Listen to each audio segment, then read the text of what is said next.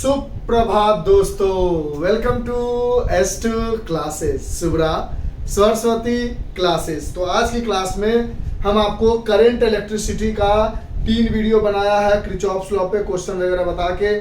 चौथे वीडियो में हमने आपको इलेक्ट्रिसिटी में करंट की थोड़ी बहुत डिस्कशन की थी। 5वें वाले में हमने ड्रिफ्ट वेलोसिटी और करंट के बीच में रिलेशन बताया था। आज हम आपके लिए 6th नंबर वीडियो लेकर आए हैं क्लास 12th के फिजिक्स का, जिसका नाम है करंट इलेक्ट्रिसिटी। इसका आज हम 6th नंबर लेक्चर लेकर आए हैं। ये किस क्लास का है सर? फिर से बताने की जरूरत नहीं सर, 12th का है। किस चीज का है? फिजिक्स का है। चैप्टर नंबर कौन सा है सर?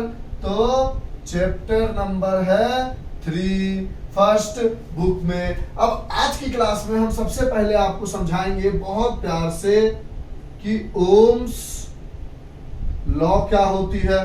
जब ओम्स लॉ को समझा लेंगे तो फिर समझाएंगे हम आपको करेंट डेंसिटी के बारे में। जब करेंट डेंसिटी की कहानी समझा लेंगे तो फिर समझाएंगे हम आपको ohms law in vector form. अच्छा, ओम्स लॉ जब बता रहे होंगे उसके बाद एक टॉपिक और बताएंगे, यानी सबसे पहले आराम से ओम्स लॉ बताएंगे, फिर उसके बाद प्रूफ ऑफ ओम्स लॉ बताएंगे। क्या? Proof of Ohm's law.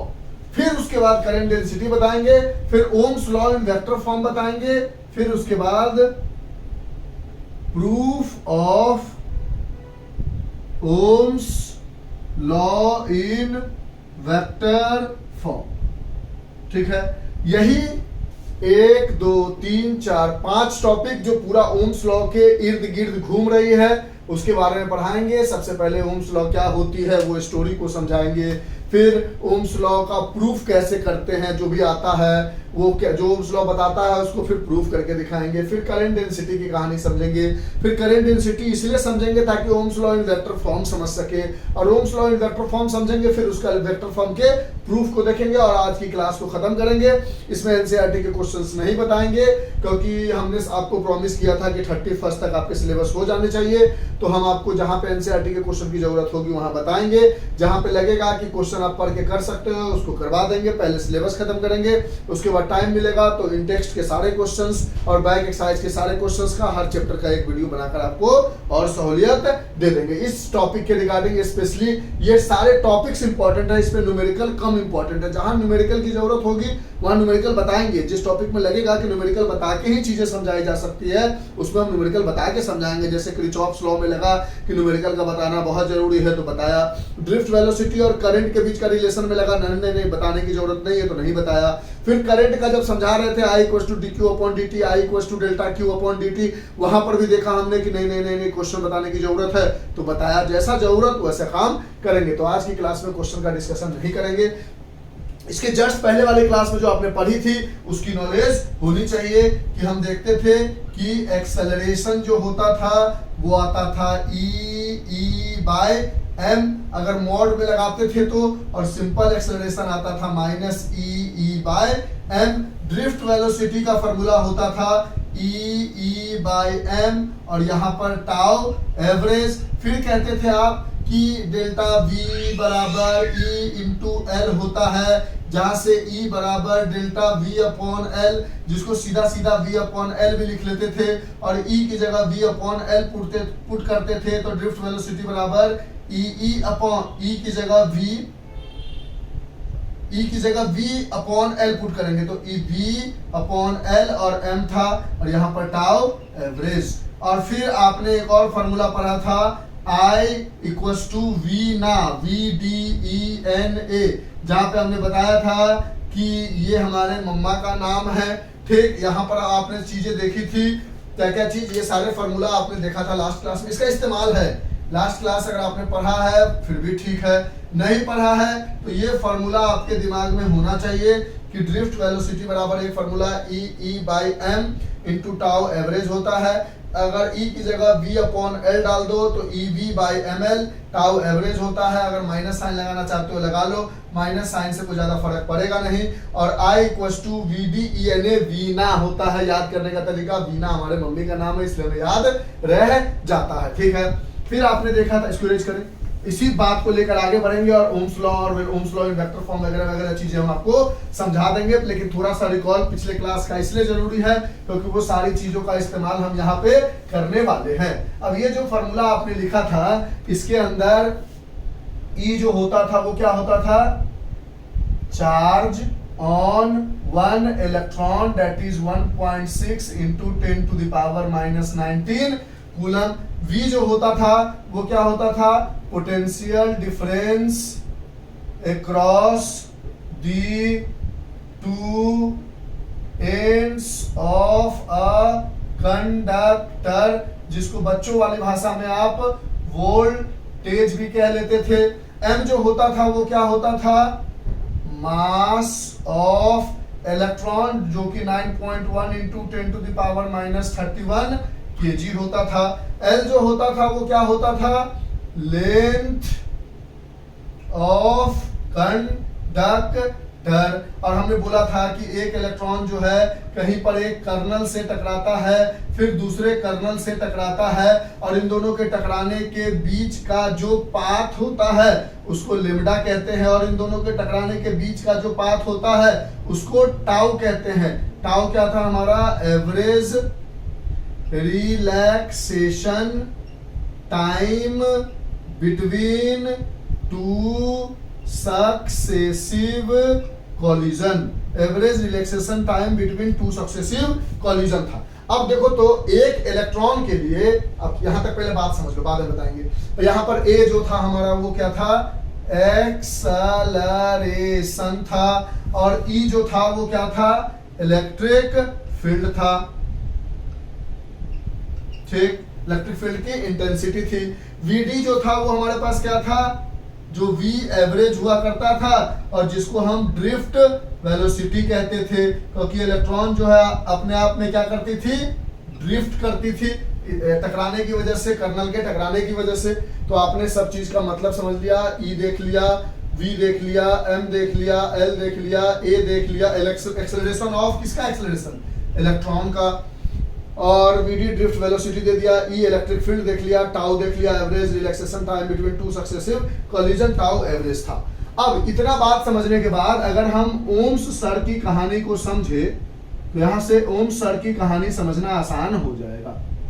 Ohms sir ने बोला, सबसे पहले एक डिफिनेशन दिया कि the potential difference between two ends of a conductor. जो डिफिनेशन दिया उस डिफिनेशन को समझाएंगे भी और उसको प्रूव करके भी दिखाएंगे, घबराने की जरूरत नहीं। The potential difference between two ends of a conductor या across the two ends of a conductor, between मत लगाओ, across the two ends of a conductor is directly proportional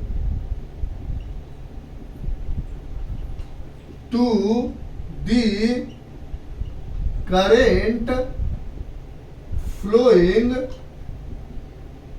through that conductor, through that conductor। कह रहा था ओम sir ने हमें समझाया कि the potential difference across the two ends of a conductor is directly proportional to the current flowing through that conductor।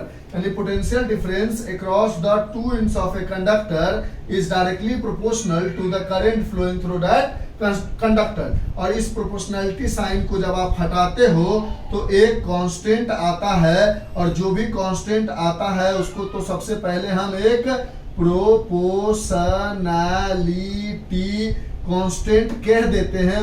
Her proportionality constant को proportional sign से को हटाने के बाद आने वाले कांस्टेंट को हम प्रोपोर्शनैलिटी कांस्टेंट कह देते हैं, और इसका एक स्पेशल नाम है रेसिस्टेंस, और इसकी एक स्पेशल यूनिट होती है ओम, जिसको हम डिनोट करते हैं ऐसे ओम लिखकर, क्योंकि ये जो कांस्टेंट का वैल्यू आया था आर जो था वो एक कांस्टेंट है, यहां से आप बताते क्या आया, delta V upon I is equal to constant आया, और ये कांस्टेंट क्या है, आर है। आप समझेंगे, बस इन्होंने इस डिफिनीशन को लिखने के समय एक कंडीशन लिख दिया, और वो एक कंडीशन क्या था उनका, एक कंडीशन दिया उन्होंने, वो कंडीशन ये था कि all the physical quantity remains constant, जितने भी फिजिकल क्वांटिटी है उसको कांस्टेंट रखना है, वो चाहे टेम्परेचर हो, वो चाहे प्रेशर हो, ये सब एक्सेट्रा जितने भी फिजिकल क्वांटिटी हो सकते हैं, किसी को बदलना नहीं है, मटेरियल ऑफ द वायर नहीं बदलना, वायर को नहीं बदलना है, सब चीज फिक्स रखना है, क्या रखना है, कांस्टेंट रखना है। अगर ऐसा करते हो तो the potential difference across the two ends of a conductor is directly proportional to the current flowing through that conductor, और वहां से जो V अपॉन I का रेशियो निकालोगे वो हमेशा एक कांस्टेंट वैल्यू आएगी जो R आएगी। अब इस R जिसको रेसिस्टेंस कहते हैं, इसके बारे में इस क्लास में कोई डिस्कशन नहीं, इसकी अगली क्लास में इसके बारे में डिटेल एक्सप्लेनेशन करेंगे। 12th में बहुत सारी चीजें पढ़ ली। अब ये जो चीज समझाया उन्होंने V equals to I R, यानी delta V upon I is constant, इसको पहले समझते हैं, फिर उसको प्रूफ करेंगे, फिर उसके बाद हम करंट डेंसिटी पे आगे बढ़ेंगे। इन सब बातों को अच्छे से लिख लो, अगर इसको इरेज करना पड़े तो आपको घबराने की जरूरत ना हो, लिखो इसको फास्ट, फिर हम इन चीजों को समझाते हैं। ओम्स लॉ को तो हटाएंगे नहीं, लेकिन इसको साइड वाले को हटाने की जरूरत पड़ सकती है। लिख लिया। अब इन साइड वाली चीजों को हटाते हैं, जब इसको लिखेंगे तो आप बिल्कुल मत पूछना कि ये कहां से आया है, ठीक है, पूछने की जरूरत नहीं है आपको, ये कहां से आया है इसलिए पहले थोड़ा सा बता दिया हमने। अब देखो हम चीजों को समझने चलते हैं। पहले ये ओम्स लॉ सर ने जो डिफिनीशन दिया था, इस डिफिनीशन को समझने की कोशिश करते हैं, फिर जानते हैं कि क्या होता है, फिर उसके बाद उसकी प्रूफ पर जाएंगे हम। तो ओम्स सर ने क्या किया कि एक ओमिक कंडक्टर ले लिया। ओमिक कंडक्टर इसलिए बोला जाता है क्योंकि ओम सर ने इस कंडक्टर का इस्तेमाल किया है जो कि है निक्रोम वायर। निक्रोम वायर इसलिए इस्तेमाल किया कि अगर बैटरी का पावर बढ़ाते जाए ना तो वो गर्म होके जल ना जाए, क्योंकि इसके पास क्या होता है, हाई रेसिस्टिविटी होता है, और रेसिस्टिविटी मतलब ताकत, और ये क्या है, रेसिस्टिविटी प्रॉपर्टी ऑफ मटेरियल है। हर मटेरियल की अपनी अपनी रेसिस्टिविटी होती है। कॉपर वायर ले लो, उसका रेसिस्टिविटी हो सकता है ज्यादा हो as compare to aluminium wire, या एल्युमिनियम वायर का ज्यादा हो as compare to copper wire. वो एक तरह का ताकत है जिसमें निक्रोम वायर का, जैसे टंगस्टन का जिसको फिलामेंट में यूज करते हैं, इन सब की रेसिस्टिविटी बहुत हाई होती है। तो इन्होंने क्या किया, एक निक्रोम वायर ले लिया और ऐसा काम किया कुछ,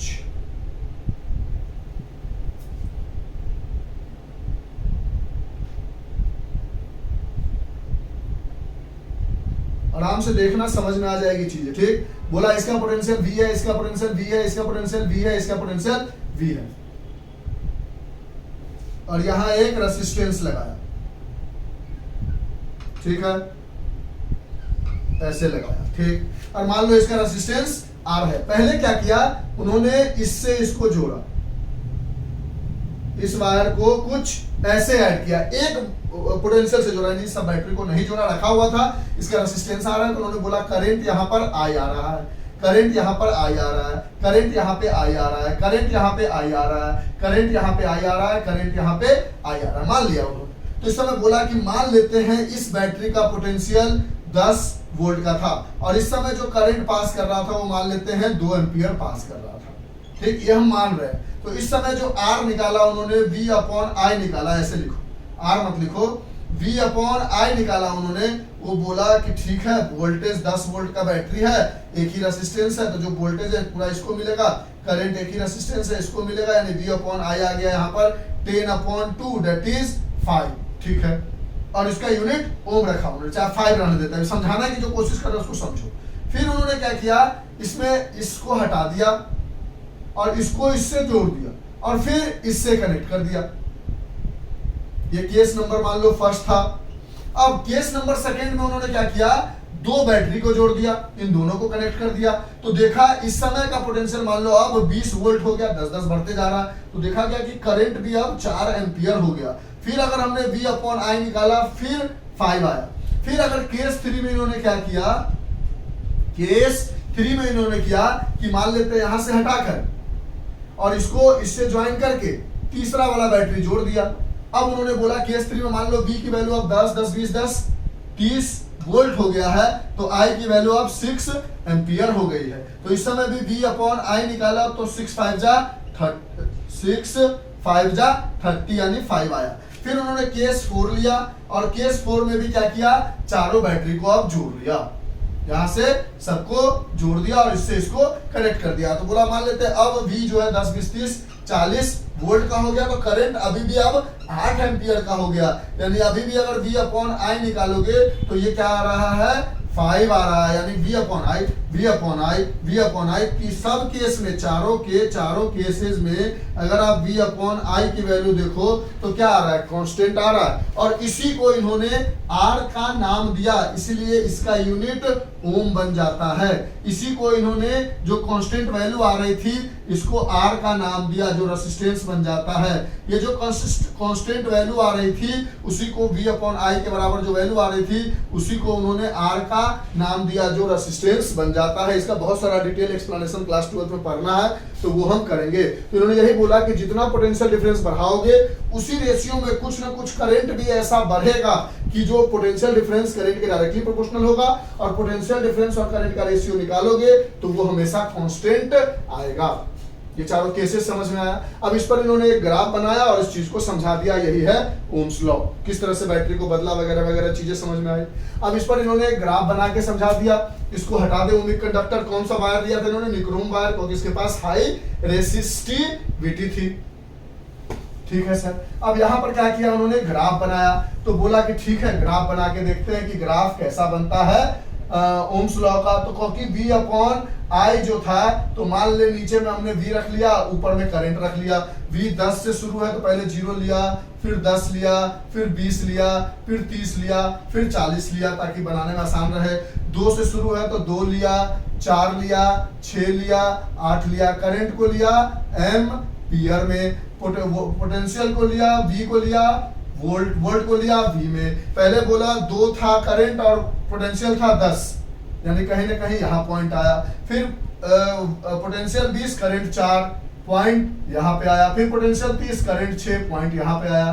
फिर पोटेंशियल 40 और करंट 8 यहाँ पे आया। जब इसका ग्राफ बनाया गया ओम्स लॉ का तो देखा इसका ग्राफ कैसा बनता है, लीनियर ग्राफ बनता है। और हम जानते हैं ग्राफ से जो थीटा निकलता है, यानी जो स्लोप निकलता है, वो जिसको m से डिनोट करते हैं, स्लोप को किससे डिनोट करते हैं, m से डिनोट करते हैं, वो होता है tan थीटा। और जो tan थीटा की वैल्यू आएगी, जो भी यहाँ पे एंगल आएगा वैल्यू आएगी, वो किसकी वैल्यू होगी, रेसिस्टेंस की वैल्यू होगी, वही कांस्टेंट होगा। यहाँ निकाल लो या यहाँ निकाल लो थीटा, या यहाँ निकाल लो थीटा, या यहाँ निकाल लो थीटा। थीटा कहीं पे भी निकालोगे तो सेम वैल्यू आएगी, क्योंकि V/I जो है वो कांस्टेंट है। और जो थीटा निकलेगा, अगर थीटा में दिया गया तो tan थीटा करके रेसिस्टेंस निकाल सकते हो, और V और I करके दिया गया है, मान लो ग्राफ बना दिया और एंगल बता दिया, बोलेगा रेसिस्टेंस बताओ कितना है, तो स्लोप निकाल लोगे, tan थीटा निकाल लोगे। अगर मान लेते हैं कोई 2 पॉइंट बता दिया, ये पॉइंट और ये पॉइंट, तो ऐसे एक ट्रायंगल बना लोगे और tan थीटा बराबर आप लिखते हो y2 minus y1 upon x2 minus x1। Math पढ़े हो तो इतना सारा डिटेल करने की जरूरत नहीं है। ओवरऑल ये समझना है कि tan थीटा जो स्लोप की वैल्यू आएगी वही रेसिस्टेंस होगा, वो या तो ग्राफ से निकाल लो या V/I से निकाल लो। लेकिन किसी एक कंडक्टर के लिए अगर all physical quantity remains constant, सारे के सारे फिजिकल क्वांटिटी को अगर कांस्टेंट रखा जाए और निक्रोम वायर का यूज किया जाए, जिसको निक्रोम वायर का यूज किया जाए, जिसका यूज ओम सर ने किया था। तो हमें V अपॉन निक्रोम वायर इसलिए ताकि बैटरी देख लो पहले 10 फिर 20 फिर 30 फिर 40 लगाया, तो निक्रोम वायर गर्म होकर कहीं जल के पिघल न जाए अगर कोई दूसरा वायर हो तो एक्सपेरिमेंट को सक्सेसफुल करने के लिए इतना अच्छा वायर लेना होगा कि जल्दी पिघले नहीं, जल्दी जले नहीं, जिसकी रेसिस्टिविटी हाई हो। और this is all about Ohm's law. ये ओम्स लॉ की पूरी कहानी हो गई। उसमें जो आ रहा है रेसिस्टेंस, उसकी कहानी बाद में कर लेंगे। समझ में आई? देखो अभी आप एग्जाम टाइम में हो, इसलिए हम ज्यादा इधर उधर की बातें शायरी वगैरह करके टाइम वेस्ट आपका नहीं कर रहे हैं, क्योंकि शायरी वगैरह करने का भी आपके पास टाइम नहीं है। आओ पढ़ो, अच्छे से समझो, चले जाओ। कहानी सुनने में, शायरी सुनने में मजा तो आता है, लेकिन उससे कोई बढ़िया प्रिपरेशन नहीं हो पाता है। इसलिए तुम सीरियस वाला भी पढ़ लो थोड़ा सा, फिर बोलोगे तो नाच के भी दिखा देंगे। अगर हमें डांस करने आएगा तो अरे सर नहीं आपसे डांस नहीं करवाएंगे, यू आर माय टीचर। अरे थैंक यू। चलो लिख लो, इसमें से जो भी बातें लिखनी है। समझ गए? अब हम देखने जा रहे हैं कि ये V अपॉन आई जो कांस्टेंट R आ रहा है उसका प्रूफ, यानी हम प्रूफ ऑफ ओम्स लॉ देखने जा रहे हैं। इसमें से जो भी चीज लिखना है लिख लो। ये हो गया कैसे ओम्स लॉ का डिफिनीशन को बताना, ये ग्राफ को ड्रॉ करना, ये ओम्स लॉ था उसका डिफिनीशन ये था। ये डिफिनीशन को समझाया गया है ऐसे। इरेज कर दो सर।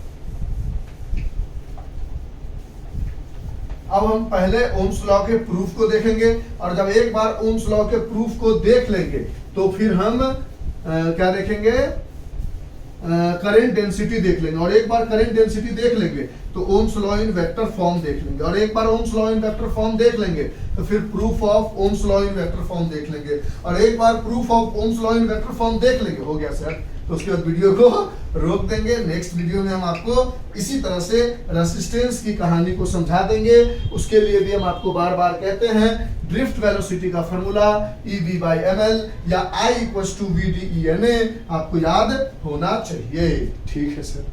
अब हम बात करने जा रहे हैं, अच्छा, ओम्स लॉ का जो प्रूफ है ये किस फॉर्म में है? स्केलर फॉर्म में है, जो डेल्टा V = IR, जिसको सीधी सीधी भाषा में IR भी लिख दिया जाता है, जहां पर V अपॉन I = R होता है, जो कि एक कांस्टेंट होता है। ठीक है, ये किस फॉर्म में है? स्केलर फॉर्म में। तो हम किसका प्रूफ देखने जा रहे हैं? Proof of Ohm's law in scalar form. Scalar form में ओम्स लॉ की क्या प्रूफ होगी वो देखने जा रहे हैं। कैमरा चारों तरफ से ठीक था ना? हमने कहीं पे मिटाना लिखने का सोचा नहीं, चारों तरफ से दिख रहा है। अब हम proof of Ohm's law in scalar form देखने जा रहे हैं। तो अभी आपने देखा कि हमारे पास एक फॉर्मूला था I = VDENA, जहां पे हमारे पास VD = EV/ml टाउ था, जो एवरेज लिखते थे, ये था। अब हम VD की जगह अगर ये बात पुट करें तो I = VD की जगह EV/ml टाउ ENA। ठीक है, ये क्या बन जाएगा? I = E × E क्या मिल जाएगा? E²। यहां पर बच जाएगा N, V की जगह V, A की जगह A, टाउ की जगह टाउ अपॉन ml। ठीक है, 1 2 3 4 5 6 क्वांटिटी था, तो 1 2 3 4 5 बच गया, E² हो गया अपॉन ml आ गया। ठीक है, यहां से अगर I को हम इधर लेकर जाए, ml को इधर लेकर आए, देखो आराम से ml को इधर लाए और I को इधर ले गए, और इधर सिर्फ V रहने दिए इधर ही, और I ले आए, इस सबको इधर लेके आओगे तो क्या आ जाएगा? E² N, V वही रुक गया, A टाउ मिला। यानी यहां से आपको मिला, देखेंगे आराम से, ये प्रूफ ऑफ ओम्स लॉ। यहां से आपको मिला, क्या मिला? V upon I = ml upon NE² A tau average. ठीक है, ओम सर ने क्या बोला था? According to Ohm's law, Ohm's law के अकॉर्डिंग क्या कहा गया था कि टेम्परेचर हो जाए या प्रेशर हो जाए, यानी जितने भी ऑल फिजिकल क्वांटिटी, दुनिया की जितनी भी फिजिकल क्वांटिटी है कुछ भी बदले ना, सबके सब कांस्टेंट रहे यानी फिक्स्ड रहे। अगर सबके सब फिक्स्ड रहेंगे तो m हमारे पास है क्या, मास ऑफ इलेक्ट्रॉन, l क्या है हमारे पास, लेंथ ऑफ कंडक्टर, और लेंथ ऑफ कंडक्टर को गर्म करते तब ना कंडक्टर पिघलता है तो बड़ा हो जाता है, ठंडा करते हैं तो सिकुड़ता है, छोटा हो जाता है। तो लेंथ ऑफ कंडक्टर किस पे डिपेंड कर रहा है, टेम्परेचर पे। टेम्परेचर वगैरह कुछ बढ़ा नहीं रहे हैं, तो m और l तो फिक्स्ड हो गया। n क्या है, number of electron per unit volume, जहां पे हमने बताया था कि लगभग 10⁻29 फ्री इलेक्ट्रॉन प्रेजेंट है एक यूनिट वॉल्यूम के अंदर में। तो सोच लो एक कंडक्टर में कितना इलेक्ट्रॉन होगा, और हम जानते हैं जब किसी चीज को गर्म करते हैं तो इलेक्ट्रॉन का नंबर बढ़ता है, यानी ये भी किस पे डिपेंड कर रहा है, टेम्परेचर पे, और टेम्परेचर फिक्स्ड है तो ये भी फिक्स्ड हो गया। ई क्या है हमारे पास, ई है हमारे पास चार्ज ऑन वन इलेक्ट्रॉन, जिसकी वैल्यू कभी भी नहीं बदलती है, टेम्परेचर बढ़े घटे उससे कोई मतलब इसको नहीं है। ए क्या है हमारे पास, area of cross section of wire. अब वायर का जो एरिया है, अगर लेंथ बड़ा होगा तो एरिया छोटा होगा। देखो ना, अगर ये है इसको खींचोगे तो ये वाला पोर्शन छोटा होने लगेगा ना, तो लेंथ के बड़ा होने से एरिया छोटा होगा, और लेंथ के छोटा होने से एरिया बड़ा होगा। लेकिन लेंथ अगर टेम्परेचर पे डिपेंड कर रहा है तो एरिया ऑफ क्रॉस सेक्शन भी टेम्परेचर पे डिपेंड करेगा। और ओम सर तो पहले ही दिमाग लगा चुके हैं, टेम्परेचर वगैरह सबको कांस्टेंट रख चुके हैं। अब टाउ एवरेज क्या होता है, तो देखो, तो आपने देखा था कि ये इलेक्ट्रॉन है, ये इलेक्ट्रॉन यहाँ से टकराता है इस कर्नल से, फिर दूसरे कर्नल से टकराता है, इसके बीच का जो मीन फ्री पाथ होता है, एवरेज रिलैक्सेशन टाइम होता है। तो मीन फ्री पाथ लेमडा होता था, और एवरेज रिलैक्सेशन टाइम ये क्या था हमारे पास, एवरेज रिलैक्सेशन टाइम। और सोचो अगर कोलिजन फास्ट कब होगा या स्लो कब होगा, अगर मान लो टेम्परेचर घटा दोगे तो इस इलेक्ट्रॉन से इस इलेक्ट्रॉन के बीच में अगर पहले में मान लो 1 सेकेंड में टकरा जा रहा था, तो टेम्परेचर घटाने से हो सकता है वो 2 सेकेंड लग जाए। लेकिन टेम्परेचर बढ़ाओगे ना तो जल्दी जल्दी कोलिजन होगा, क्योंकि फास्ट, जानते हैं ना, टेम्परेचर की वजह से किसी को काइनेटिक एनर्जी मिलती है। जब टेम्परेचर देते हैं तो किसी भी मॉलिक्यूल्स को काइनेटिक एनर्जी मिलती है, तो टेम्परेचर बढ़ाओगे तो जल्दी जल्दी टकराएगा, तो जल्दी जल्दी टकराएगा तो बीच का जो टाइम है वो कम हो जाएगा। और ये भी किस पे डिपेंड कर रहा है, टेम्परेचर पे। और हम टेम्परेचर को पहले ही फिक्स रख चुके हैं, यानी ये सारा का सारा चीज, मास ऑलरेडी फिक्स था, टेम्परेचर के फिक्स होने की वजह से लेंथ भी फिक्स हो गया, number of electron per unit volume भी फिक्स हो गया टेम्परेचर के फिक्स होने से, ये ऑलरेडी फिक्स था, और ये दोनों टेम्परेचर के फिक्स होने की वजह से फिक्स हो गया। नहीं, ओवरऑल जितनी भी क्वांटिटी है ये कैसी है, फिक्स्ड है।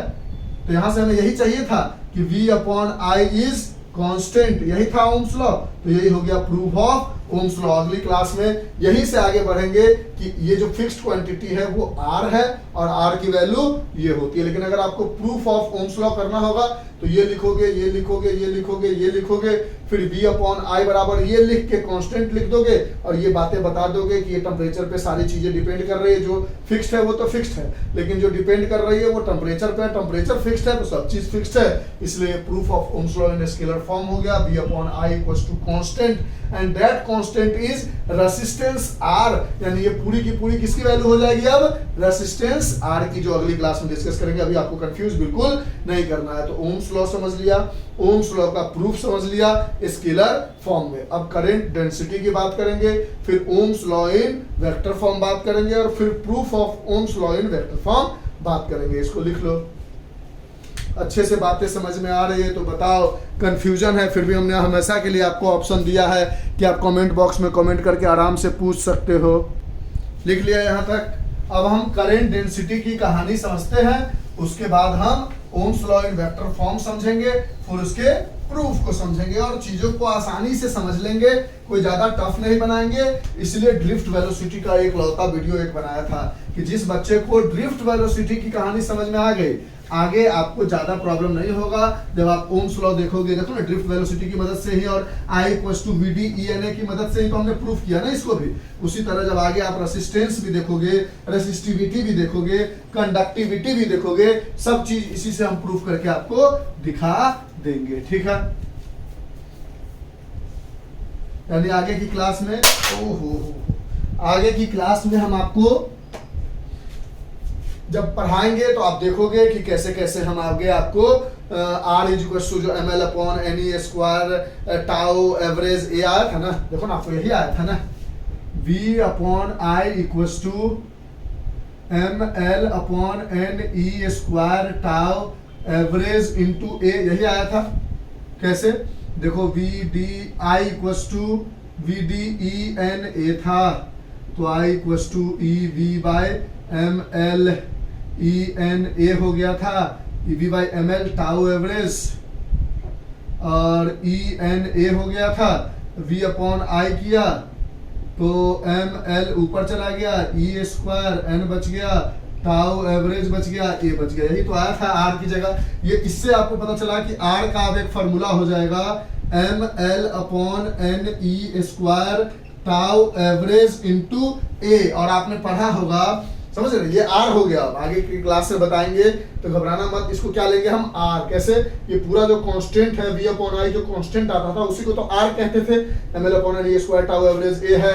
अब ये आर है और हम जानते हैं आर बराबर R directly proportional to length of the conductor, R direct inversely proportional to 1 by area of cross section, जहां से R is equal to rho L by A आता था, यानी L बाय A को अगर आप हटा देते हो तो ये पूरा रो बन जाएगा, यानी यहां से कह सकते हो R is equal to rho L by A, L by A इसमें भी है, L भी है A भी है, उसके अलावा क्या बचा M NE square tau average, यानी रो की वैल्यू क्या आ गई M upon NE square tau average, ये आ गई रो की वैल्यू। ये सब आर और रो का समझ में आएगा जब हम आगे रेसिस्टेंस के बारे में देखेंगे। हाँ हाँ ठीक है, समझ गए बात को। अब देखो हम बात करने जा रहे हैं करेंट डेंसिटी के बारे में, ठीक है। अब ये जो साइड में लिखा है इसमें से सिर्फ एक चीज लिख लेते हैं, क्या लिख लेते हैं सर, आर की वैल्यू हम पहले लिख लेते हैं, क्या सॉरी आर की वैल्यू हम पहले लिख लेते हैं, हमारे पास आई है ML upon NE square tau average A, ये किसकी वैल्यू है, आर की वैल्यू है, और रो की वैल्यू आई है L बाई A को छोड़कर, तो ये आ गई M upon NE square tau average, ये किसकी वैल्यू है, रो की वैल्यू। इसके अलावा इन सब चीजों को आगे समझाएंगे, अगर अभी समझ में आया होगा तब भी ठीक है, नहीं आया होगा तब भी ठीक है। अब हम करंट डेंसिटी की बात करेंगे, उसके बाद ohms law in vector form की बात करेंगे, फिर हम आपको आगे बढ़ेंगे और समझा देंगे जो हमारा proof of Ohm's law in vector form है। करंट डेंसिटी को सबसे पहले हम डिनोट करते हैं J से, ऐसे J से, ये एक वेक्टर क्वांटिटी है। कैसी क्वांटिटी है, वेक्टर क्वांटिटी है, वेक्टर क्वांटिटी है, लेकिन जो हमारा करंट है I है वो कौन सी क्वांटिटी है। तो देखो, तो अगर ऐसे करंट है, ऐसे ऐसे दिया हुआ है, ये अगर मान लो 1 एम्पियर है, ये मान लो 2 एम्पियर है, और इसके बीच का एंगल 60 डिग्री है, तो क्या इसमें करंट निकालने के लिए आप ऐसा करते हो, a square plus b square plus 2ab cos theta ना, ये 60 डिग्री से आपको कोई फर्क नहीं पड़ता, 1 2 सीधा बोल देते हो 3 एम्पियर। यानी करंट एक ऐसी चीज है which has direction but solve या added as स्केलर, इसके पास डायरेक्शन है लेकिन फिर भी ये एक स्केलर क्वांटिटी की तरह सिंपली ऐड हो जाता है, इसीलिए we considered current as scalar quantity. किसकी तरह कंसीडर करते हैं, स्केलर क्वांटिटी। लेकिन जब कभी अच्छी बुक पढ़ोगे तो दिया जाता है कि करंट एक टेंसर क्वांटिटी है, तो आप दोनों में से कोई भी यूज कर सकते हो। अगर कहीं दोनों दिख जाए तो परफेक्ट आंसर टेंसर क्वांटिटी है। वैसे अगर दोनों में से कुछ लिखना है, दिख नहीं रहा है, तो आप स्केलर क्वांटिटी भी लिख दो, कोई दिक्कत नहीं है। लेकिन करंट डेंसिटी, करंट डेंसिटी का मतलब हुआ करेंट पर यूनिट एरिया, यानी एक यूनिट एरिया में कितना करंट है, यानी करंट डेंसिटी बराबर करंट पर यूनिट एरिया। अब करंट डेंसिटी एक वेक्टर क्वांटिटी है, एरिया भी एक वेक्टर क्वांटिटी है, इतना पढ़ते आए हो तो जान ही रहे हो। लेकिन लेकिन लेकिन लेकिन करंट जो है उसको आप या तो टेंसर कह लो या स्केलर क्वांटिटी कह लो। तो कहता है कि करंट पर यूनिट एरिया, यानी अगर मान लो हमारे पास ये एक कंडक्टर है और मान लो इस कंडक्टर से कोई करंट पास कर रहा है आई, तो ये कंडक्टर ऐसा है कुछ, देख लो ऐसा सर्कुलर है, ऐसा सर्कुलर है, तो इसका एरिया वेक्टर कैसा होगा? हम जानते हैं किसी भी चीज का एरिया वेक्टर ऐसे बीच वाले का देखो, ये कर्व मत देखो, ऐसे सर्कुलर जैसा देखो, ऐसे देखो, जैसे गिलास पी लेते हैं पानी,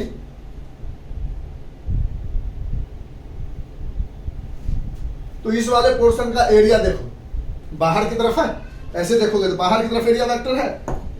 यानी इस केस में करंट का डायरेक्शन मान लो ऐसा है, माना हमने, और एरिया वेक्टर भी इसी डायरेक्शन में है। तो कोई एक यूनिट वॉल्यूम काट लो, मान लो आपने 1 यूनिट वॉल्यूम काटा, वो आपके हिसाब से 1 सेंटीमीटर क्यूब या 1 मीटर क्यूब होगा। तो एक यूनिट वॉल्यूम में how much current is there, how much current is there, वो हमें बताएगा जे, यानी जे हो गया हमारा current in 1 unit area, not volume, sorry, 1 unit area, current per unit area. तो how much current is there in 1 unit area, यानी वो समझो कहता है करंट डेंसिटी को हम जे से डिनोट करते हैं, ये एक वेक्टर क्वांटिटी है। करंट डेंसिटी का मतलब होता है कि एक यूनिट एरिया, और एक यूनिट का मतलब हमने पहले भी समझाया था, किसी के हिसाब से 1 मीटर क्यूब होगा तो मान लेते हैं 1 मीटर क्यूब में 3 एम्पियर का करंट है, मेरे हिसाब से 2 मीटर क्यूब में 2 एम्पियर का करंट है। तो जहां पर भी हम 2 मीटर क्यूब देखेंगे, अगर यूनिफॉर्म करंट पास कर रहा है तो जहां पर भी देखेंगे वहां पर 2 एम्पियर का ही करंट होगा। दो हमारे हिसाब से, आपके हिसाब से अगर आपने 3 सेंटीमीटर स्क्वायर को अगर 1 यूनिट लिया है तो समझो, फिर से हमने बोला ये 1 यूनिट एरिया का क्या मतलब हुआ, हमने बोला 1 मीटर स्क्वायर तो उसके अंदर करंट मान लो 5 एम्पियर है, तो आपने बोला नहीं सर 1 सेंटीमीटर स्क्वायर तो उसके अंदर 2 एम्पियर है। तो अगला 1 सेंटीमीटर स्क्वायर में आपके हिसाब से 2 एम्पियर, मेरे हिसाब से 5 एम्पियर, क्योंकि हमने मीटर स्क्वायर में यूनिट एरिया को लिया है। तो कहता है कि the direction of current density vector quantity है, तो इसीलिए डायरेक्शन ऑफ करंट डेंसिटी, इसको हटा देते हैं, करंट के बारे में जो बताया है, direction of current density is same as the direction of current, यानी जिस डायरेक्शन में करंट होगा उसी डायरेक्शन में करंट की डेंसिटी का भी डायरेक्शन होगा।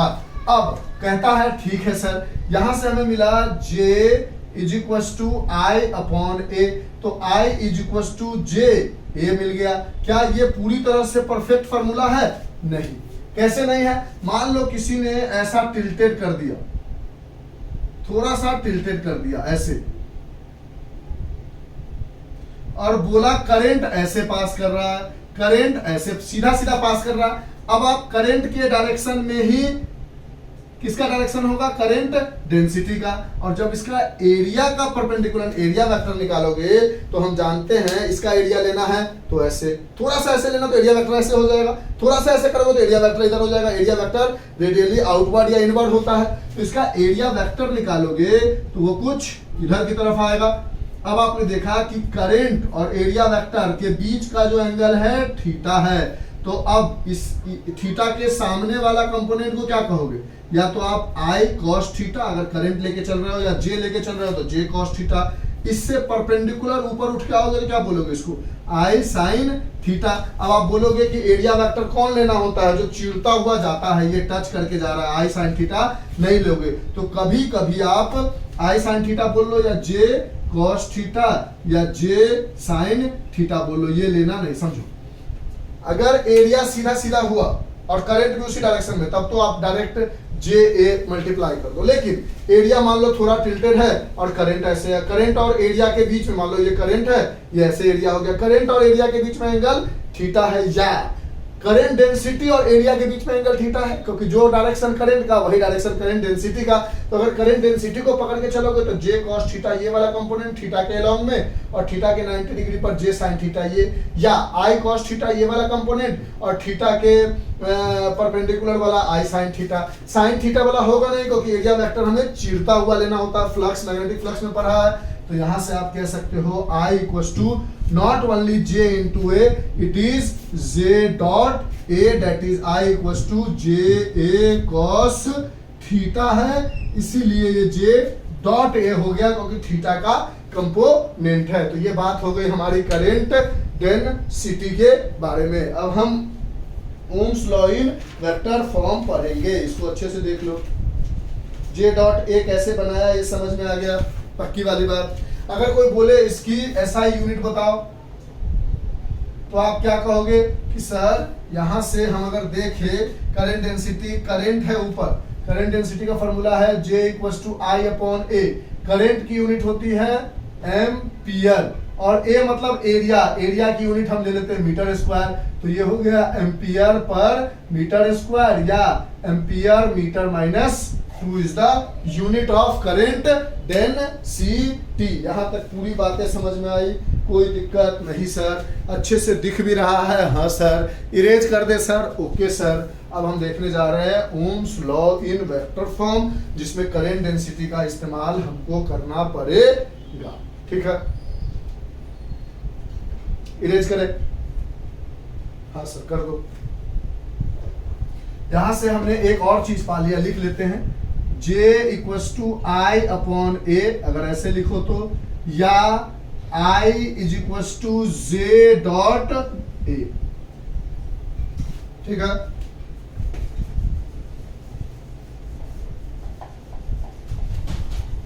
आराम आराम से चीजों को समझोगे तो विश्वास करो अब आपको कोई प्रॉब्लम नहीं होगा। और इसके रिगार्डिंग एनसीईआरटी में जो क्वेश्चन होगा वो आप बना के भी देख लेना, अगर आपको लगेगा तो आप बताना, इसके टेक्स्ट क्वेश्चन बता देंगे, लेकिन ज्यादातर इसमें से क्वेश्चन आपको प्रूफ वगैरह के लिए दे देगा। ओम्स लॉ पूछ देगा, ohms law in vector form पूछ देगा, proof the Ohm's law in scalar form पूछ देगा, या proof the Ohm's law in vector form पूछ देगा, या आपको करंट डेंसिटी पूछ देगा, कुछ भी इसमें से पूछ देगा, डायरेक्ट तरह का क्वेश्चन। इसलिए हमने इसको डायरेक्ट तरीके से बनाने के लिए आपको कोशिश की है। अब हम देखने जा रहे हैं ohms law in vector form. तो इसका सीधा सीधा आप क्या लिखोगे, देखो आपके पास क्या है, delta V directly proportional to I है, delta V directly proportional to I है। यहां से आप कुछ नहीं करोगे, लिख दोगे delta V equals to I R, proportionality constant. V को चेंज कर दोगे किसमें, E में, क्योंकि कहीं ना कहीं ये इलेक्ट्रिक फील्ड से रिलेटेड है। I को चेंज कर दोगे J में, और R को चेंज कर दोगे रो में, रो मतलब resistivity, E is equals to J dot rho, J rho, ये हो जाएगा, ठीक है। ऐसे चेंज कर देना डायरेक्ट, इसका प्रूफ दिखाएंगे। अगर आपसे कहेगा ओम, एक second, ohms law in vector form बोलेगा, ठीक है। अगर आपसे कहेगा ohms law in vector form लिख के दिखाओ, वो एक सेकेंड मार्कर चेंज कर लिया। हमने बोला ओम्स लॉ इन अगर वेक्टर फॉर्म लिख के दिखाओ, तो पहले लिखोगे delta V directly proportional to I, फिर delta V equals to IR, V को चेंज कर दोगे E में, क्योंकि आपने पढ़ा है, कहीं ना कहीं देखा है, डेल्टा V बराबर E क्रॉस L होता है, नहीं, हाँ ठीक है, डेल्टा V बराबर E इंटू L होता है। तो कहीं ना कहीं डेल्टा V को E में चेंज कर दो। I जो है कहीं ना कहीं करंट डेंसिटी से रिलेटेड है, याद करने का तरीका, तो J में चेंज कर दो। R जो है कहीं ना कहीं रो से रिलेटेड है, तो रो में चेंज कर लो। ये हो गया वेक्टर फॉर्म। यहां से अगर थोड़ा आगे बढ़ोगे तो लिख सकते हो करंट डेंसिटी बराबर E अपॉन रो, इसको चाहो तो और सजा के लिख सकते हो करंट डेंसिटी बराबर E इंटू 1 बाय रो, और 1 बाय रो, रो होता है रेसिस्टिविटी, और 1 बाय रो बन जाता है सिग्मा, जिसको कहते हैं कंडक्टिविटी। तो ये बन जाएगा J is equals to E into sigma, conductivity बन जाएगा 1 बाय रो, ठीक है। और ये हो गया ohms law in vector form. इस इतना ही आपको लिख दोगे तो Ohm's law in vector form का काम आपसे हो गया, कर दिया गया, उसमें अब आपको कुछ सोचना ही नहीं है। ठीक है, आगे बढ़े, लिख लो अच्छे से।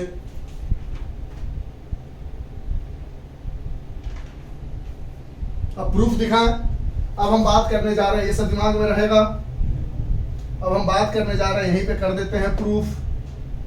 Proof of Ohm's law in vector form. देखो कैसे करोगे, वही ड्रिफ्ट आई इक्वल टू, आपके पास फॉर्मूला क्या है, I equal to V D E N A. तो यहां से I equal to V D की जगह क्या है, E V by M L E N A. कोई दिक्कत है यहां तक। अब देखो आपको क्या चाहिए, डेल्टा वी को ई में चेंज करना है हमें, तो यानी डेल्टा वी अपॉन एल चाहिए, तो ये वी अपॉन एल इधर चाहिए ही चाहिए, रहने दो। फिर एक तरफ वी अपॉन एल रहने दो, सबको इधर लेकर आओ, तो क्या आएगा, आई इंटू एम, एम इधर आएगा, एल इधर ही छोड़ दिया, अपॉन ई इंटू ई बन जाएगा ई स्क्वायर, एन का एन आ जाएगा, ए का ए रह जाएगा, और इधर लिख दिया वी अपॉन एन। आराम से देखो, डेल्टा v बराबर e इंटू एल होता है, तो e बराबर v अपॉन एल, मतलब डेल्टा v अपॉन एल लिख सकते हो। तो v अपॉन एल को इधर छोड़ दिया, m को इधर ले आया, तो i into M, e into E बन गया e स्क्वायर, n की जगह n, a की जगह a, तो v अपॉन एल बचा। v अपॉन एल को आप लिख सकते हो e, कोई दिक्कत है। और i अपॉन a को क्या लिख सकते हो आप, जे। देखो करेंट डेंसिटी बराबर पढ़ा था आपने आई अपॉन ए, देखो वहां पर है लिखा हुआ, इसलिए लिख के छोड़ा था आई अपॉन ए, यानी आई अपॉन ए की जगह लिख सकते हो जे, और एम अपॉन ई स्क्वायर एन, और सॉरी इसमें एक और फॉर्मूला छोड़ दिया, टाउ एवरेज भी तो होता है ई एन ए, यानी नीचे में कहीं ना कहीं टाउ एवरेज भी आएगा, कंफ्यूज बिल्कुल नहीं करना है। देखो देखो देखो फिर से समझा देते हैं।